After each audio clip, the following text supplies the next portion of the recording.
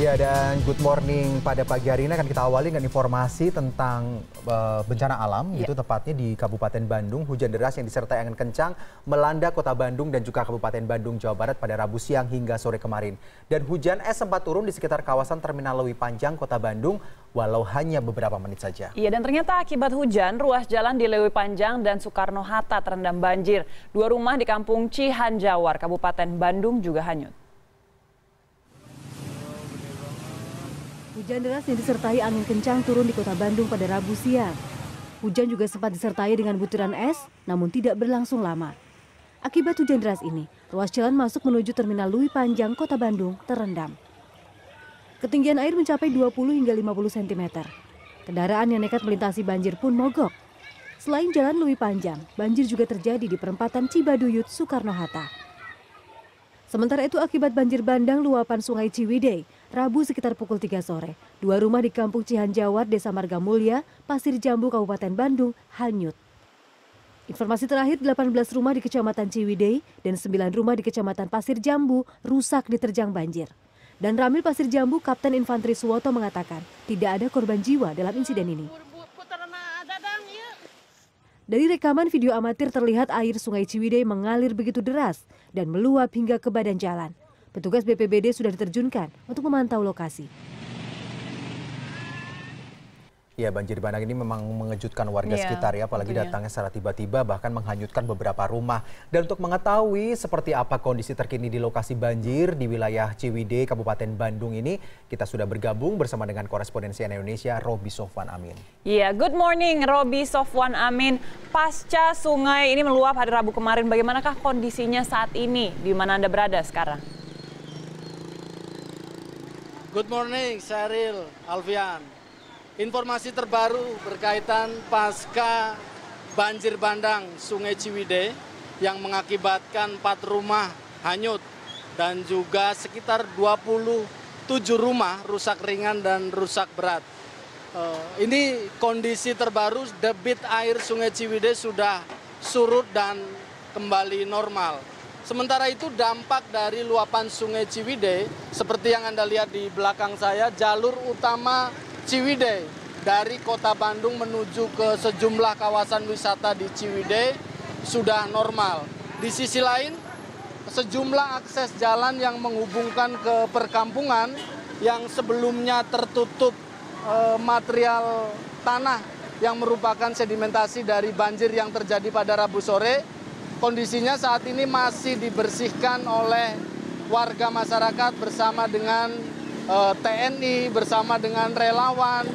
Dan tidak hanya akses jalan ini saja yang saat ini sedang dibersihkan, dibuka akses jalannya, tetapi juga rumah-rumah warga yang ada di kawasan bantaran Sungai Ciwidey yang sebelumnya terendam juga sudah mulai dibersihkan. Dan kondisi di kawasan Kecamatan Ciwidey ini relatif normal. Aktivitas warga, aktivitas ekonomi di Pasar Ciwidey juga berjalan normal, Sheryl. Ya, Roby, kalau kita tahu kan banjir bandang ini juga sempat meratakan beberapa bangunan rumah gitu. Bahkan ada beberapa rumah yang rusak berat dan juga rusak ringan. Sejauh ini warga yang rumahnya rata dengan tanah, kemudian rusak berat, rusak ringan, mereka mengungsi di mana, Roby, dan kondisi mereka seperti apa saat ini? Iya, Alfian, kalau kita melihat persoalan banjir yang terjadi di Ciwidey ini, saya mengamati paling tidak ada 2 permasalahan yang mendasar. Yang pertama berkaitan dengan kawasan di Kecamatan Ciwidey ini yang di situ bantaran sungai yang sebelumnya luas, kemudian menjadi menyempit karena dibangun pemukiman penduduk.